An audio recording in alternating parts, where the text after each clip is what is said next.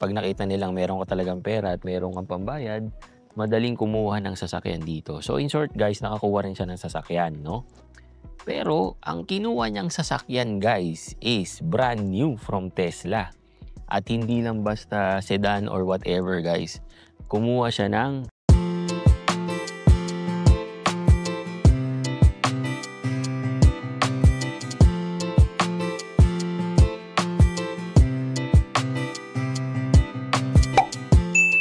Hello guys, Nardino TV here and we are back with another video.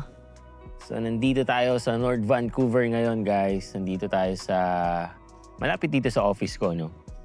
So naka-lunch break na naman ako ngayon. And naisipan kong maglakad-lakad at gumawa ng vlog, no. Napakaganda kasi ng panahon na naman or ng weather dito sa Vancouver. You will see guys, yan ang ating view ngayon. Yan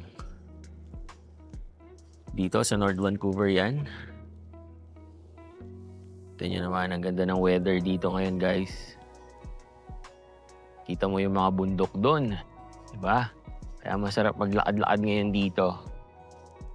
So yan ang gagawin natin ngayon, magkwentuhan lang din tayo. Kasi na-miss kong mag-vlog guys, no? Kasi napaka-busy nga natin for this month, no? This past few weeks, napaka-busy natin guys. Ang dami nating ginagawa. Ayan, eh, syempre, kailangan nating kumayod. Kailangan nating kumita ng salapi, di ba? Ayan. So, nandito tayo ngayon sa isang park guys, dito sa may North Vancouver. Napaka-peaceful lang dito sa place na to at ang ganda talaga ng view. Ayan. Mapapansin nyo guys, yung mga dahon nag-iiba na ng kulay, oh. Kasi fall na, no? Ayan. Tapos, makikita mo doon yung downtown area. So, may mga benches dyan. Pwede kang umupo dyan, guys. Tapos, mapapansin nyo doon naman sa likod, andun yung mga bundok, guys. Nakita yung mga bundok. Ayan, tignan nyo yung mga kulay ng dahon ngayon dito. Napakaganda, guys, oh. Very peaceful lang. Yan, may mga nagja-jogging dyan guys. May mga naglalakad dyan sa area. May mga nagbabiking din dyan. So, pwede kang umupo dito sa mga bench dito guys. Yan o. Yung mga bench dito. Pwede kang umupo. Diba? Kapag natapos kang maglakad, mag-jogging, pwede kang mag-relax. Tapos, itong view mo guys. Yan.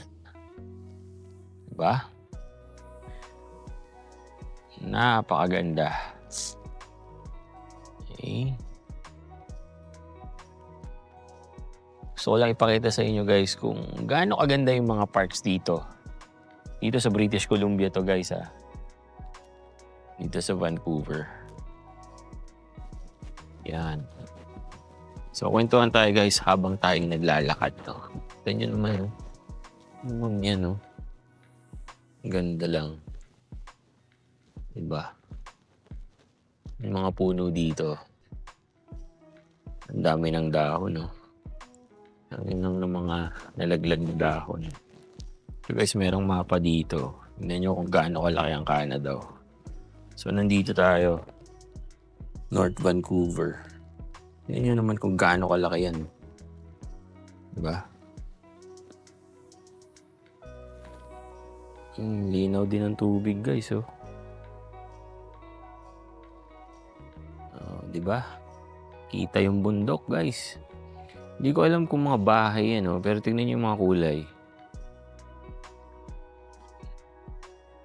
Iba-iba yung kulay ng mga bahay, no?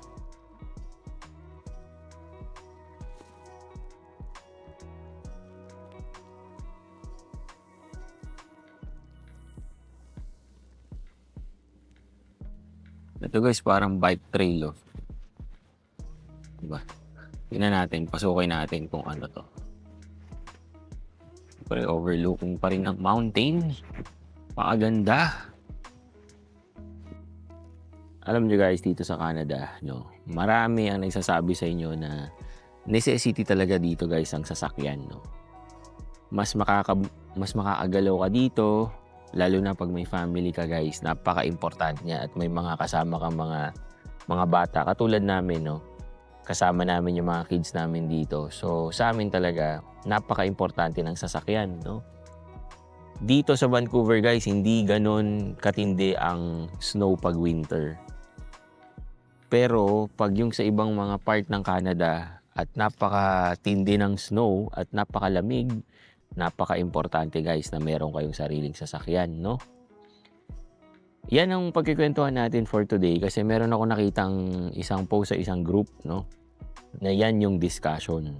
So ang kwento daw guys is magpinsan sila, no? So yung isa, PR na dito sa Canada. Yung isa naman is naka-student visa. So si PR, kumuha siya ng second-hand na kotse from Tesla. No? Kasi nga, usong-uso yan ngayon dito sa Canada. Lalo na kung kayo ay into sustainability, no? And then, yung pinsan naman niya na student visa dito at naghihintay ng PGWP niya, kumuha rin ng sasakyan guys from Tesla din, no? Siguro, nainggit or gusto rin niya ditong maglibot-libot sa Canada na merong sasakyan. Wala namang ano doon, wala namang masama doon kasi nga dito sa Canada guys, madaling umutang dito. Bibigyan at bibigyan ka dito at pag nakita nilang meron ka talagang pera at meron kang pambayad, madaling kumuha ng sasakyan dito. So in short guys, nakakuha rin siya ng sasakyan, no? Pero ang kinuha niyang sasakyan guys is brand new from Tesla. At hindi lang basta sedan or whatever guys. Kumuha siya ng Cybertruck. My God! So kung hindi ako nagkakamali guys, ang base price or ang presyo ng Cybertruck is nagre-range from 140 to 160,000 Canadian dollars, no? Parang yung base model niya mga nasa 140, tapos yung top of the line nasa 160,000 Canadian dollars, no? Napakamahal nun.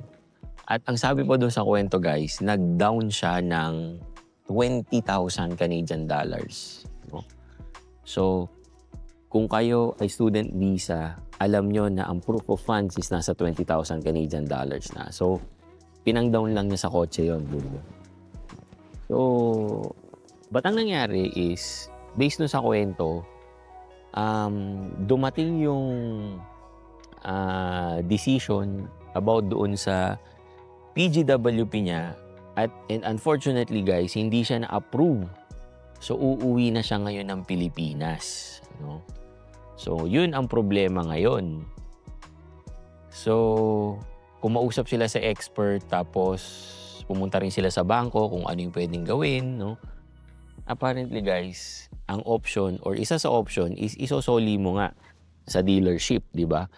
Tapos i-compute nila lahat yon kung magkano pa yung value ng kotse mo at magkano pa yung magiging owning mo or yung utang mo sa kanila, di ba? Siyempre, kung ang presyo ng Cybertruck ay sabihin nating mga nasa 140,000, mga ganon, yun yung brand new price, di ba? And alam naman natin guys, pag lumabas sa kasa or sa dealership ang isang sasakyan, paglabas pa lang yan guys, mababa na ang presyo or bumaba na yung presyo niyan. So kapag sinoli mo yan, hindi naman the same value yan, di ba? Mas mababa na doon sa brand new price. I-minus nila yon, tapos yun yung magiging utang mo. Yun yung kailangan mong bayaran, no? Para sa akin guys, yun ay isang maling desisyon, no? Una, hindi ka pa permanent dito, bumili ka ng ganong kalaki at ganong kamahal na sasakyan. That's number one. Hindi ka pa permanent dito, student visa ka pa lang at naghihintay ka pa nga ng PGWP mo, hindi mo alam kung maa-approve ka o hindi. Tapos kumuha ka ng ganong kamahal na sasakyan, di ba? Or ganong kalaking responsibility. Pangalawa guys, yung 20,000 Canadian dollars na ginamit niyang pang down, malaking pera yun guys, no? And ang sabi pa, yung monthly niya umaabot ng 900 per month. Kung hindi ka pa permanent dito or kahit permanent ka na dito guys, mas maganda na talagang marami kang savings dito kasi hindi mo masasabi kung kailan mo kakailanganin yung pera, no?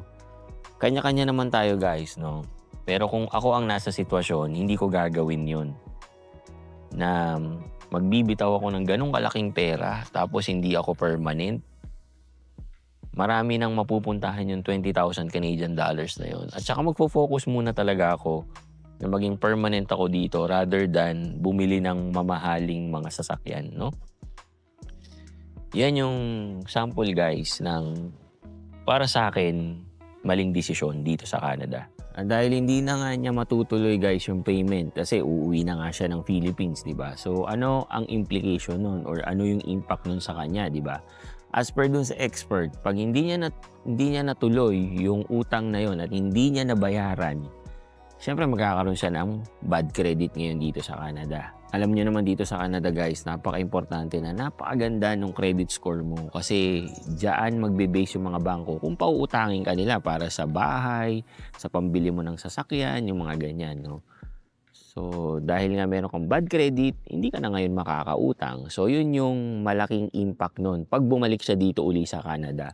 At bago siya pautangin daw ulit, kailangan niyang mabayaran ng full yung utang na yon, no? And that is really a big amount, no? Na kailangan mong i-consider kung babalik pa siya dito sa Canada, di ba? Kaya guys, napaka-importante na pag-isipan natin muna yung mga gagawin natin dito sa Canada, lalo na pag magbibitaw tayo ng ganung kalaking pera, no?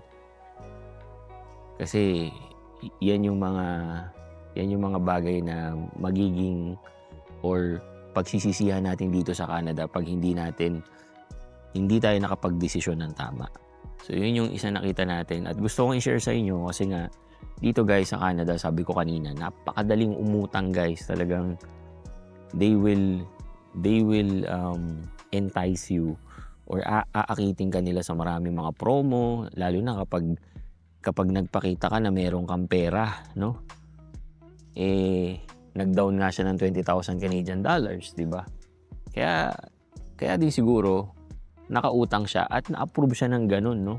Na kahit sabihin nating student visa pa lang siya dito. But again, ganun naman ang nangyari. Right? So, yun lang guys. Sinare ko lang sa inyo. So, thank you for watching and see you on my next video.